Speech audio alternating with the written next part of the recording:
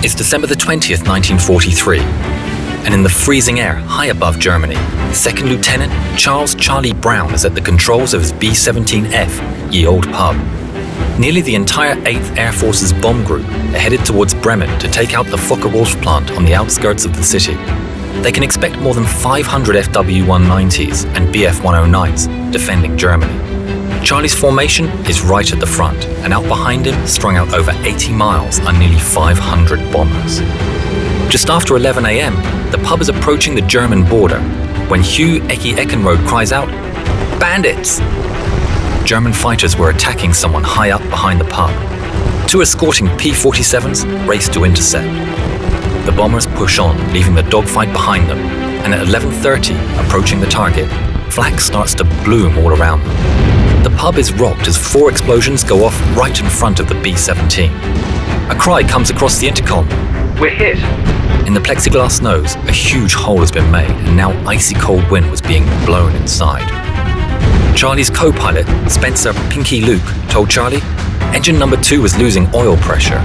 Charlie looked out the window to his left and saw that it had been hit. "Shut it down," Charlie ordered. Just 1 minute from the drop, Pinky let out an expletive as he noticed a huge hole in the right wing. Then, engine 4 began to rev wildly and accelerate. Charlie had been warned by his ground crew that there were problems with engine number 4. What to do now? They chose to reduce power and press on through the hail of flak. Releasing their bombs over the factory, the crew turned north, planning to head over the coast, then turn west for home. With one engine out and another faulty, the pub started to fall back from the formation with another damaged plane that was trailing smoke from 2 engines on the left wing. Charlie heard the distress call as it lost altitude. Sam, Blackie Blackford, in the ball turret, watched as it disappeared behind and below into a cloud bank. Blackie watched, and there was an orange flash in the cloud. Something bad was happening.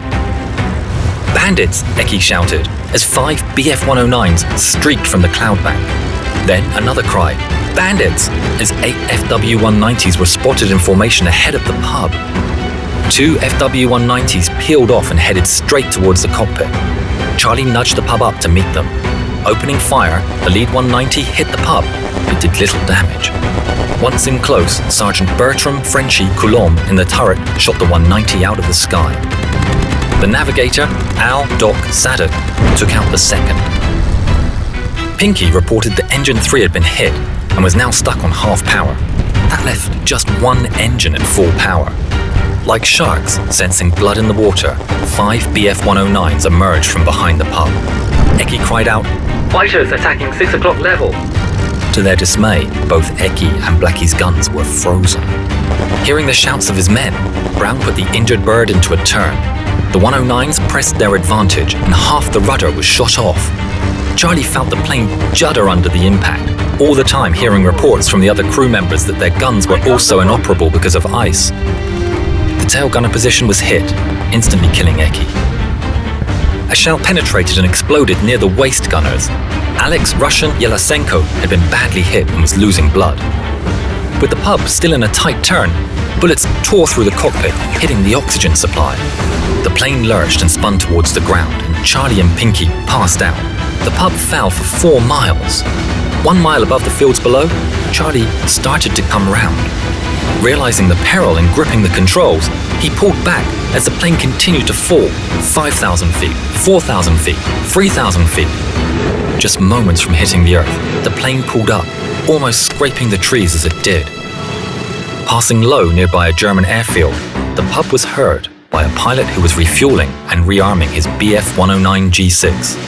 Having been in the fight already, there was an American bullet lodged in his radiator, but Franz Stigler was 1 bomber victory away from earning the Knight's Cross, and he wasn't going to let anything stop him.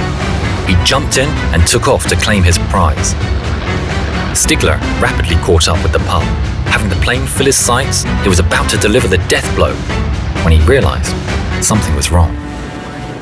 The B-17 was incredibly badly damaged. The rear gunner was dead. What's more, he'd never seen a more shot-up plane still flying.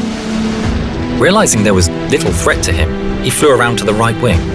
He could see the hole where the waist guns should be, and inside the pitiful sight of the injured crew, desperately trying to stay alive.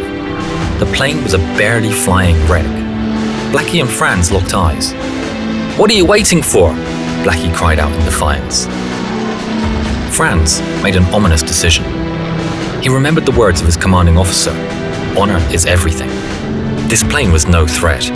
In Franz's mind, it would be the same as shooting a man in a parachute. He decided, this is no victory. If I shoot this plane down, it will be on my conscience for the rest of my life. At the controls, Charlie looked out the window, and there, to his complete dread, saw the 109. Locking eyes with Franz, the German pilot nodded. Pointing firmly at the ground, he gestured at the pilots for them to land in Germany. They responded with a firm no. He flew in formation alongside the plane as it passed over the German flak batteries. There was no way they would fire at a German plane, even one that was flying in formation with the enemy. Neutral Sweden was just 30 minutes away, and Stigler knew that it was a far better option than England, which was about 2 hours' flight across the North Sea. Stigler mouthed, "Sweden," and gestured wildly. Pinky just shrugged in return. Trying the same thing with Charlie and getting the same response, Stigler thought the Americans were just totally stupid. Crew of the pub thought they were being told to land in Germany. Charlie ordered Frenchie to train his guns on the German fighter. Stigler saw the guns wheel around. Locking eyes one last time with Charlie, he saluted and turned away, knowing that they would likely crash in the North Sea. The crew, totally confused as to why their enemy had seemingly spared them, flew on towards England. Skimming the sea and losing height and speed, they were intercepted by 2 P-47s who directed them to a nearby airfield. Unbelievably, they had made it back to England. Other than Sergeant Hugh Eckenrode, all the crew survived. At debriefing, Brown told his story about the German fighter which escorted him.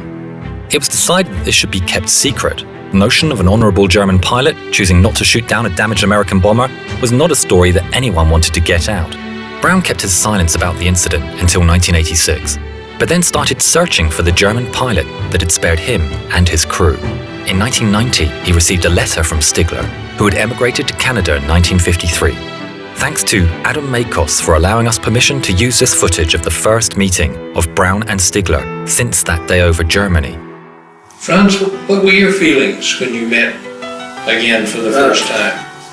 I was so happy as we met that I clapped him and hugged him. It wasn't easy.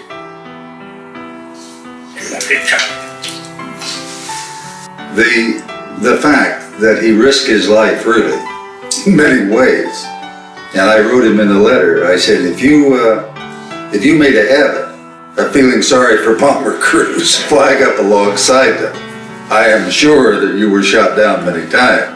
But it was not only the audacity that he came up to us and then recognizing the threat.